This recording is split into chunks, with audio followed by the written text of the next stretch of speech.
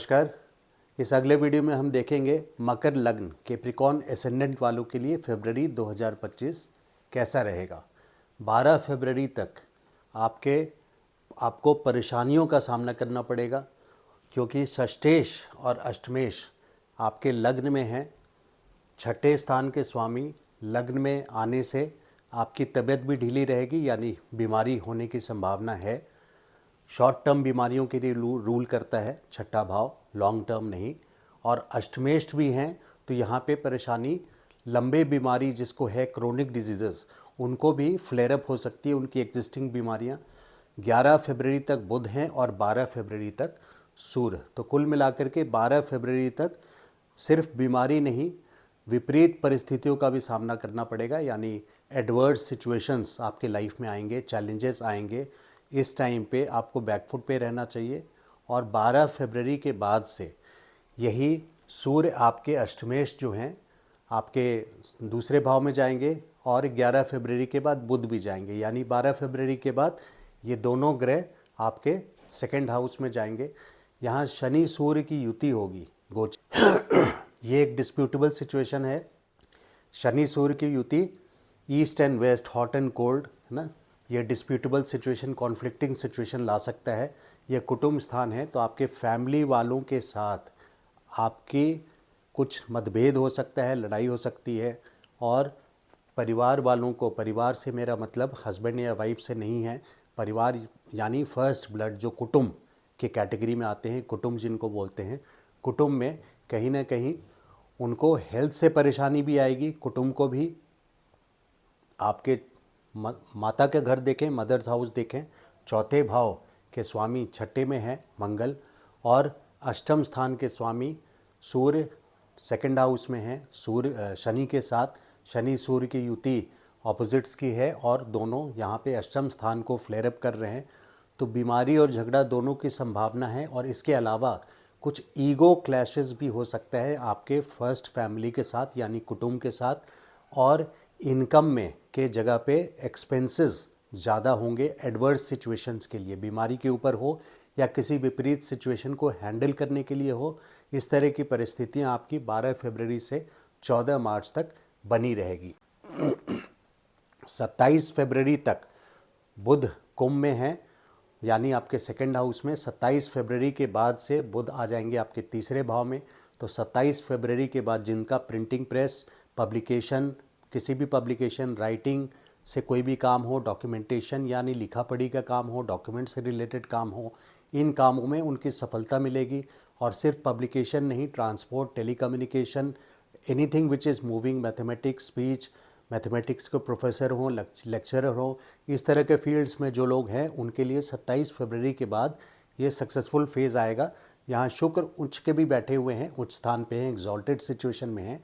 और शुक्र और गुरु का परिवर्तन योग है, राशि परिवर्तन है, यानी पंचम हाउस के स्वामी शुक्र तीसरे भाव में हैं, और तीसरे भाव के स्वामी गुरु बृहस्पति आपके पंचम स्थान पे हैं।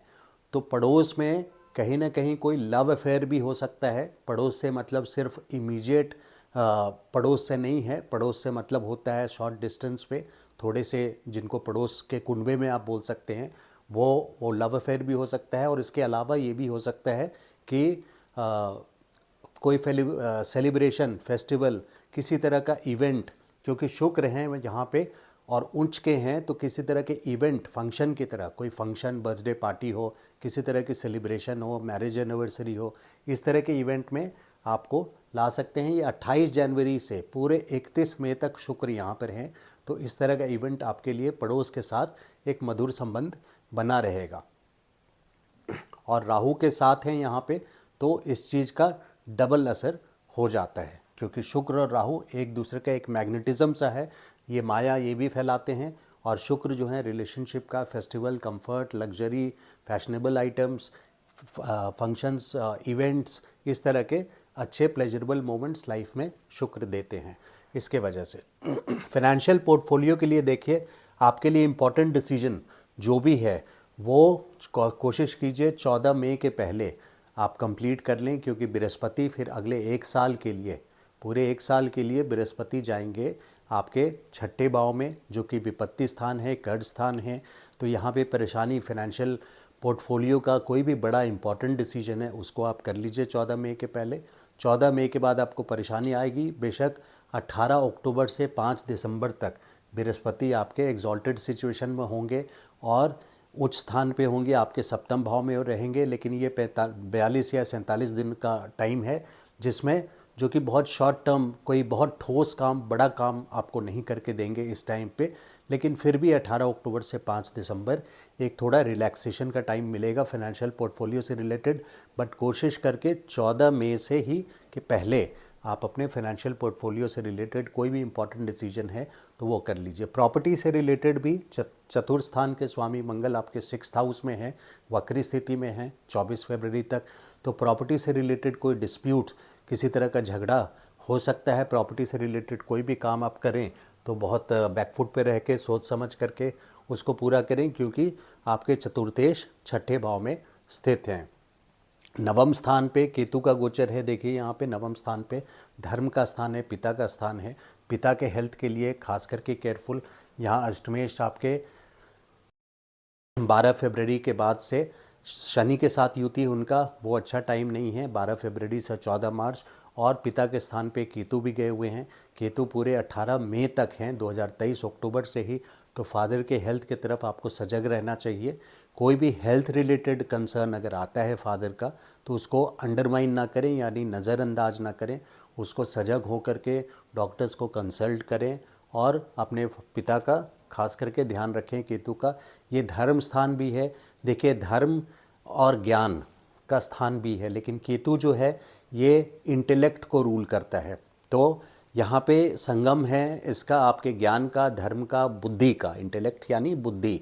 तो इस टाइम पे जब महाकुंभ भी चल रहा है 13 जनवरी से 26 फरवरी तक, अगर आप वहाँ पे कुंभ स्नान करके आते हैं, महाकुंभ में स्नान करके आते हैं, तो आपके लिए खास करके 13 जनवरी से 24 फरवरी यहाँ पे लाभकारी रहेगा और इसका फल काफ़ी अच्छा मिलेगा।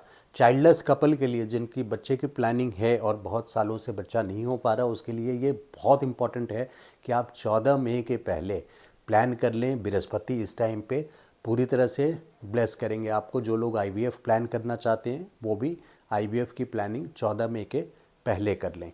तो ये था ओवरऑल रनअप मकर लग्न वालों का, कैप्रिकॉर्न एसेंडेंट वालों के लिए फरवरी 2025 कैसा रहेगा। Kindly subscribe to my channel. अगर अभी तक आपने सब्सक्राइब नहीं किया है तो प्लीज़ सब्सक्राइब कर लीजिए and like the video. Thank you so much. नमस्कार।